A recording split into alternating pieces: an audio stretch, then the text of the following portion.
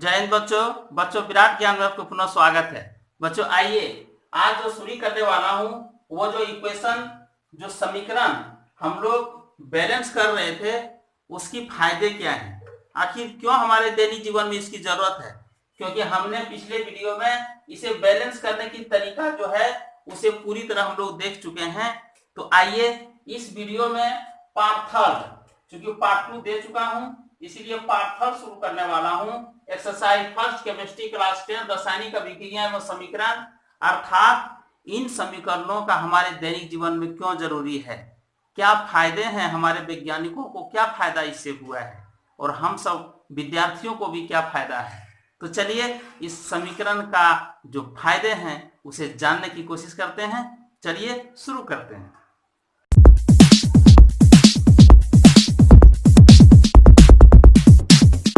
आइए बच्चों इसके फायदे हम देख रहे हैं। सबसे बड़ी फायदा है कि अगर हमने कार्बन प्लस ऑक्सीजन CO2 बना, इसे लिखते हैं तो हमें लिखना पड़ेगा कार्बन ऑक्सीजन और तब लिखना पड़ेगा कार्बन डाइऑक्साइड। ये पूरा लिखना होगा कार्बन डाइऑक्साइड। लेकिन इससे क्या हो रहा है कि हमें जगह भी बहुत ज्यादा दिया जा रहा है। यहां भी आप कार्बन लिखते हैं, यहां ऑक्सीजन लिखते हैं, तो ये जगह ज्यादा ले रहा है और संकेत जो होता है सिंबल उसे इक्वेशन शॉर्ट में लिखी जाती है, जगह भी कम लगता है। चलिए ये तो फायदा हुआ। और ये इक्वेशन को बैलेंस करने का जो तरीका है उसको भी हम देख लेते हैं। अगर इस तरह लिखा हुआ रहता तो 2 कार्बन 3 ऑक्सीजन या 4 कार्बन डाइऑक्साइड अच्छा नहीं लगता, ये पता भी नहीं चलता और बैलेंस भी नहीं होता, हमें पता भी नहीं चलता कि बैलेंस हो पाया कि नहीं, चूंकि बड़ी बड़ी अक्षर में लिखी रहती। तो ये इसके फायदे हैं। ये जो सिंबल है सिंबल लिखने के ये फायदे हैं। लेकिन और ज्यादा फायदा क्या है उसको जरा देखिए। आइए आप देखिए यहाँ पे जो है CO2 बना कार्बन डाइऑक्साइड। तो आप इसे बनाने का जो नियम था उसे पिछला वीडियो में देख ही चुके, नहीं देखे तो डिस्क्रिप्शन सेक्शन में जाइए, मैं वीडियो का लिंक दे दिया हूं। आप देखे थे कार्बन की वैलेंसी 4, ऑक्सीजन की वैलेंसी 2 और तब ये C2O4 बनता था और 2 जब 4 से कट जाता था अर्थात होता था CO2। ये आप देख चुके थे। दूसरा क्या देखे थे, इलेक्ट्रॉनिक जो कॉन्फ़िगरेशन इसका है वो जरा सा देख लीजिए। कार्बन ऑक्सीजन का, ऑक्सीजन एक इधर रखिए, इस ऑक्सीजन के पास 6 इलेक्ट्रॉन है, इसके बाह्यतम कक्षा में 6 इलेक्ट्रॉन है, इस ऑक्सीजन के बाह्यतम कक्षा में भी 6 इलेक्ट्रॉन है और कार्बन के बाह्यतम कक्षा में 4 इलेक्ट्रॉन है। तो ये 4 है और दोनों को बाह्यतम कक्षा में 8 इलेक्ट्रॉन, 8 इलेक्ट्रॉन लाना है ताकि ये अस्थायी हो जाए। तो ये 6 और 2 8, ये भी 6 और 2 8 और ये 2 2 दोनों से लिया, अर्थात ऑक्सीजन का कार्बन के साथ इस प्रकार से संयोग हुआ।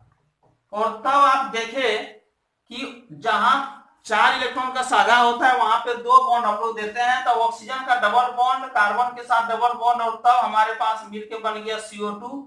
अर्थात जो कार्बन का ऑक्सीजन के साथ रिएक्शन हुआ तो CO2 बना, जो हम अच्छी तरह से यहां देख ले रहे हैं। उसी तरह ऑक्सीजन का देख लीजिए, इसके भी बाह्यतम कक्षा में 6 इलेक्ट्रॉन, इसके बाह्यतम कक्षा में भी 6 इलेक्ट्रॉन और दोनों आपस में साझा करके O2 बनाता है। इसका मतलब है कि हम इक्वेशन को देख करके ही स्पष्ट कर लेते हैं कि कितना इलेक्ट्रॉन किसके साथ साझा होकर के नए नए यौगिक बन रहे हैं।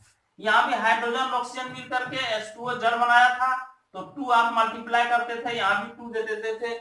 इसका मतलब है कि हाइड्रोजन एक एक इलेक्ट्रॉन लेकर के 2 हाइड्रोजन अणु परमाणु मिलकर के हाइड्रोजन अणु बनाया, ऑक्सीजन में भी ये बनाया 2 2 साझा करके और तब H2O बन रहा है। जो स्पष्ट हो जाता है कि हम जो है सो कितना इलेक्ट्रॉन किस परमाणु या किस तत्व का कितना इलेक्ट्रॉन किस परमाणु का किस दूसरे के साथ साझा हो रहा है, जो यहाँ स्पष्ट झलकता है।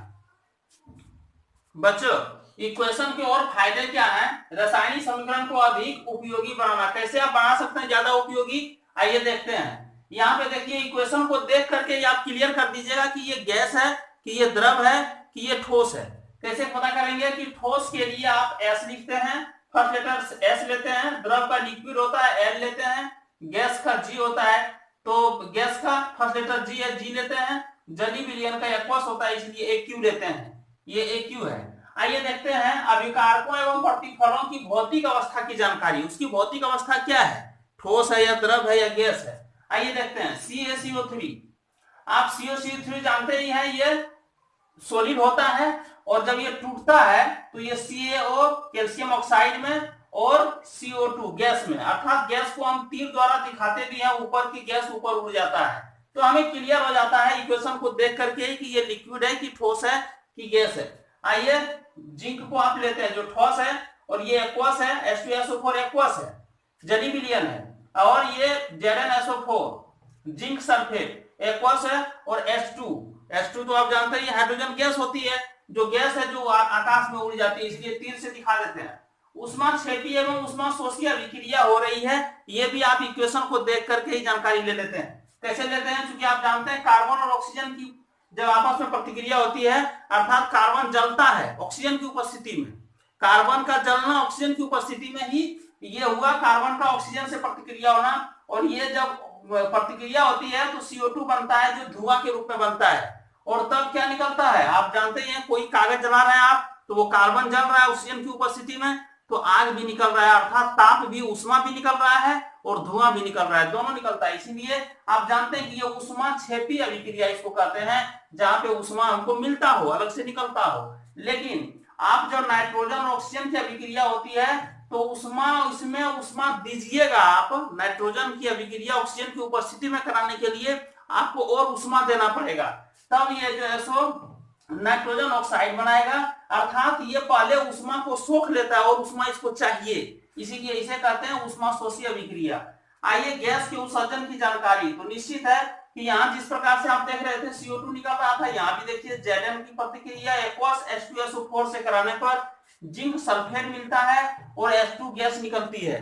तो इससे पता चल जाता है, तीर के माध्यम से आप जान जाते हैं कि यहाँ पे ये गैस है। आइए अपक्षेप बनने की जानकारी। अपक्षेप मतलब जो पेंदी में बैठ जाए, जो दही की तरह हो, सफेद हो और वो दूसरे कलर का भी होता है, वो पेंदी में बैठ जाए अभिक्रिया के समय में। तो चलिए AgNO3 की प्रतिक्रिया हाइड्रोक्लोरिक अम्ल जब उसमें डाल देते हैं, इसमें AgNO3 में हाइड्रोक्लोरिक एसिड जब डाल देते हैं तो ये होता है AgCl बना करके, जो दही की तरह होती है, सफेद होता है, वो पेंदी में बैठ जाता है। इसीलिए इसको तीर के रूप में, रिवर्स के रूप में दिखाते हैं कि ये जो पात्र है, बर्तन है, उसमें दही की तरह नीचे बैठ गया है और HNO3 हमको प्राप्त हो जाता है। तो इससे पता चल जाता है कि ये अपक्षेप है, ये AgCl अपक्षेप है जो पेंदी में बैठ गया है, ये जान लेते हैं इक्वेशन को देख करके। अभिक्रिया की शर्तों की जानकारी, अर्थात जो अभिक्रिया हम करा रहे हैं उसमें हमें क्या क्या देना पड़ा, ताप देना पड़ा, दाब देना पड़ा, उत्प्रेरक देना पड़ा, क्या देना पड़ा। जैसे HCl यहाँ पे डाले थे, कहीं कहीं हम ताप दे देते हैं, थोड़ा गर्म कर देते हैं तो रिएक्शन हो जाता है।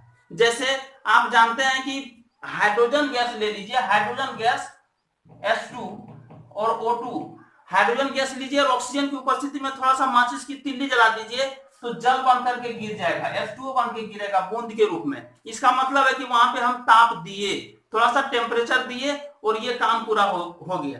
जैसे आप जानते हैं फोटोसिंथेसिस, प्रकाश संश्लेषण की अभिक्रिया, जो पौधे अपने पत्ते में स्टोमेटा के माध्यम से CO2 लेता है और जल के माध्यम से जल को लेकर के जब रिएक्शन करता है तो वो सूर्य की उपस्थिति में, सूर्य की किरण वहां चाहिए और तब क्या होता है, भोजन की तैयारी होती है और फिर ऑक्सीजन वहां से छोड़ता है, जो हम लोग नाक द्वारा ऑक्सीजन लेते हैं। तो कहीं ना कहीं कुछ न कुछ उत्प्रेरक की आवश्यकता होती है, कहीं सूर्य की लाइट चाहिए, कहीं पे आपका टेम्परेचर थोड़ा सा चाहिए। मीथेन के सामने अगर हाइड्रोक्लोरिक अम्ल रख दी जाए, मीथेन के सामने अगर HCl रख दी जाए, अगर HCl मिल जाए तो सूर्य की उपस्थिति, अगर सूर्य की किरणें हो उस उपस्थिति में ये इससे प्रतिक्रिया करके कार्बन टेट्राक्लोराइड भी बना लेता है। इसका मतलब है कि सूर्य की उपस्थिति भी बहुत अनिवार्य है, कहीं उत्प्रेरक का काम करता है, कहीं हम हल्का टेम्परेचर देकर के भी काम कर लेते हैं। आइए जरा सा इसकी जानकारी ले लें, उत्क्रमणीयता की जानकारी। अभिक्रिया की उत्क्रमणीयता क्या है कि इसमें यहाँ क्या हो रहा है, अगर कार्बन जला ऑक्सीजन की उपस्थिति में बना लिया CO2 तो क्या धुआं पुनः कार्बन और ऑक्सीजन देगा, मैंने रिवर्स नहीं हो सकता है, ये इक्वेशन अब रिवर्स लौट नहीं सकता है। यहाँ हाइड्रोजन ऑक्सीजन दोनों मिलकर के जल बनाया तो क्या ये लोड करके हाइड्रोजन ऑक्सीजन में टूटेगा, तो ये संभव सिंपल में नहीं है। लेकिन ये तो बिल्कुल संभव नहीं है, क्योंकि कागज मान लीजिए जलाए और ऑक्सीजन की उपस्थिति में जला तो निश्चित है कि ये जल करके धुआं हो गया, टेम्परेचर भी निकल गया, अब पुनः कागज बनना बहुत मुश्किल है। तो चलिए, लेकिन यहाँ पे देखिए कुछ ऐसी अभिक्रियाएं हैं जो कि इस दोनों तरफ रिवर्जेबल होता है, दोनों तरफ होने की संभावना है। नाइट्रोजन अगर हाइड्रोजन के साथ अभिक्रिया करती है तो अमोनिया का निर्माण करता है, लेकिन अमोनिया रिवर्स लोड करके फिर नाइट्रोजन और हाइड्रोजन की बना देता है। इसे ही उत्क्रमणिकता, अर्थात दोनों इसमें हो सकता है, लेफ्ट हैंड से राइट हैंड में भी जा सकते हैं, राइट हैंड से लेफ्ट में भी लौट सकते हैं। इसी ये इस प्रकार की अभिक्रिया की भी जानकारी सिर्फ तीर के चिन्ह द्वारा हम देख सकते हैं, जिसमें एक तरफ ही रिएक्शन होता है, वहां पे ये तीर दिखाते हैं, लेकिन यहाँ दोनों तरफ हो रहा है, रिवर्सिबल रिएक्शन हो रहा है, अर्थात अमोनिया टूट करके पूरा नाइट्रोजन और हाइड्रोजन भी बना देता है। आइए बच्चों, अब different types of chemical reaction के बारे में जानते हैं कि केमिकल रिएक्शन कितने प्रकार का होता है। तो चलिए, पहला है संयोजन या संश्लेषण अभिक्रिया, कॉम्बिनेशन और सिंथेसिस रिएक्शन। कॉम्बिनेशन मतलब मिलना, संयोजन मतलब और मिल जाना, दो तत्व या एक तत्व और यौगिक, या दो तत्व और दो यौगिक, इस प्रकार से मिलना ही संयोजन अभिक्रिया कहलाती है। तो चलिए, पहला है दो तत्वों का संयोग, कार्बन एवं ऑक्सीजन का संयोग। तो यहाँ पे संयोजन अभिक्रिया के बारे में आप डेफिनेशन लिखिएगा तो लिख दीजिएगा, यदि एक तत्व या एक यौगिक या दो तत्व या दो यौगिक आपस में मिल करके और नए गुण वाले किसी प्रकार के किसी पदार्थ का निर्माण करता हो या किसी नए यौगिक का निर्माण करता हो, उसे ही संयोजन या संश्लेषण अभिक्रिया कहते हैं।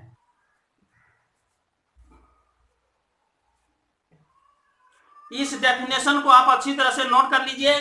आइए आप देखते हैं कार्बन एवं ऑक्सीजन का संयोग। तो लिख सकते हैं, जब कार्बन ऑक्सीजन के साथ संयोग करता है तो कार्बन डाइऑक्साइड बनता है। देखिए, यहाँ कार्बन, यहाँ ऑक्सीजन लिखिएगा, यहाँ कार्बन डाइऑक्साइड लिखिएगा। आप देख ही चुके हैं कि कार्बन ऑक्सीजन के बीच में इलेक्ट्रॉन के रूप में किस प्रकार से साझा होती है, वो आप देख चुके हैं। आइए, मैग्नीशियम एवं ऑक्सीजन के बीच का संयोग, इसे भी लिख सकते हैं डैश करके। जब मैग्नीशियम का संयोग, जब मैग्नीशियम की अभिक्रिया ऑक्सीजन की उपस्थिति में होती है तो मैग्नीशियम ऑक्साइड बनता है। आप जानते हैं मैग्नीशियम कितना होता है, मैग्नीशियम की परमाणु संख्या 12 अर्थात 2 8 2। ये प्रथम कक्षा में 2 इलेक्ट्रॉन लेकर के है, इसका मतलब Mg को 2 इलेक्ट्रॉन का त्याग करना है और ऑक्सीजन को 2 इलेक्ट्रॉन लेना, अर्थात 2 इसकी वैलेंसी, ऑक्सीजन का भी 2 वैलेंसी, और तब ये बन रहा था क्या, Mg2O2, 2 कैंसिल, बन गया MgO। ये इक्वेशन, ये समीकरण या ये यौगिक बनाने का जो प्रक्रिया है हम पिछले वीडियो में डाल दिए हैं। अगर आप नहीं देखे हैं तो हमारे डिस्क्रिप्शन सेक्शन में जाइए, यहाँ पे लिंक मिल जाएगा। आइए, अगला है लोहा एवं गंधक के बीच का संयोग। तो एफिम अर्थात फेरस को ले लिए और सल्फर को ले लिए और दोनों का जब रिएक्शन हुआ तो FeS बना। तो आप जानते हैं बच्चों कि कार्बन मोनोऑक्साइड बहुत ही जहरीला गैस है।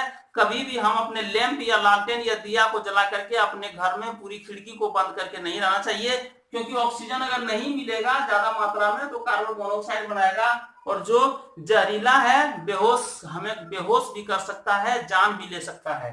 चलिए, अगला है सल्फर डाइऑक्साइड एवं ऑक्सीजन के बीच का संयोग। तो इसको भी लिख सकते हैं, जब सल्फर डाइऑक्साइड की ऑक्सीजन के साथ जलाई जाती है तो SO3 प्राप्त होता है। अगर यहाँ बैलेंस करने की जरूरी पड़े तो आप बैलेंस कर लीजिए। देखिए, यहाँ पे 2 था ना, तो 2 यहाँ ले आइए और तब क्या है 2 इसमें दे दीजिए, 2 Mg हो गया। आइए यहाँ पे, आइए इसे बैलेंस कर लीजिए, CO2 है, 2 से मल्टीप्लाई कीजिए, ऑक्सीजन कितना हो गया, 4 हो गया। यहाँ पे आप 2 से मल्टीप्लाई कर दीजिए तो 2 ऑक्सीजन, 2 4 ऑक्सीजन हो गया, कार्बन भी 2 हो गया। आइए इसे देखते हैं जरा से। आप यहाँ पे सल्फर है और ऑक्सीजन, यहाँ पे 2 से मल्टीप्लाई कीजिए तो ऑक्सीजन हो गया 6 हो गया, तो 2 2 4, इससे 2 से मल्टीप्लाई कीजिएगा तो ऑक्सीजन भी 6 हो गया, सल्फर भी। तो आप अच्छी तरह से कर ले रहे हैं, कोई दिक्कत नहीं है। ये है आपका कैल्शियम है यहाँ पे, और ऑक्सीजन कितना था, ऑक्सीजन 2 था, हाइड्रोजन, ये तो बैलेंस्ड है। आइए जरा इसको देख लीजिए, SO4 S1 ऑक्सीजन 4 H2, ये भी बैलेंस्ड है। आइए यहाँ पे है कि आप अगर कैल्शियम ऑक्साइड एवं जल के साथ, जल के बीच जब संयोग कराते हैं तो हमें कैल्शियम हाइड्रोक्साइड प्राप्त होता है, इसे भी आप देख चुके हैं। आइए, सल्फर ट्राइऑक्साइड एवं जल के बीच में रिएक्शन है, तो सल्फर ट्राइऑक्साइड अर्थात SO3 का जल के साथ रिएक्शन कराने पर हमें H2SO4 प्राप्त होता है, जिसे हम ऑलरेडी देख चुके हैं। इसका इलेक्ट्रॉनिक विन्यास भी आप कर करके देख चुके हैं, चूंकि आप जानते हैं HSO4 इसका जो समीकरण बना रहे थे, जो सूत्र बना रहे थे, वो पिछला वीडियो में लिंक हम दिए हुए हैं। कैसे बना रहे थे? तो हाइड्रोजन एक था और ये आपका इसकी वैलेंसी 2 होती है, तो इसका मतलब है कि इस प्रकार से H2SO4 बना लेता है, जो कि H2SO4 का एक सूत्र अनुसूत्र है, जिसे हम पहले बना चुके हैं। नोट कर लीजिए इसे। चलिए बच्चों, हमने रासायनिक अभिक्रियाएं वो समीकरण चैप्टर से पार्ट 3 आज हम तैयार किए, जिसमें हमने क्या किया कि विभिन्न प्रकार का जो रासायनिक अभिक्रियाएं हैं उसमें पहला जो है संयोजन अभिक्रिया, उसका आज मैं वीडियो बनाया हूं। इसके बाद जो वीडियो बनाने जा रहा हूं वो है वियोजन अभिक्रिया, तो उसके बारे में नए वीडियो के साथ आपके साथ हाजिर होंगे। अगर मेरा पुराना वीडियो आप नहीं देखे, मैथमेटिक्स का, केमिस्ट्री का, रियल नंबर या क्वाड्रेटिक इक्वेशन, ट्रिगोनोमेट्री कोई नहीं देखे हैं, तो हमारे चैनल पे आइए और इस वीडियो के डिस्क्रिप्शन सेक्शन में जाइए और वहां पे लिंक हम दे दिए, सारा लिंक मिल जाएगा वहां से। फिर हमारे चैनल पर आकर के और आप वीडियो देख करके अच्छी तरह तैयारी कीजिए। चलिए बच्चों, इसी तरह का इंटरेस्टिंग वीडियो लेकर आपके साथ हाजिर होते हैं। जरा भी अच्छा लगा हो तो लाइक शेयर करना मत भूलिएगा और सब्सक्राइब करना भी मत भूलिएगा। अपने दोस्तों के साथ शेयर भी जरूर कीजिएगा। चलिए बच्चों, नई वीडियो के लिए जय हिंद बच्चों, जय भारत।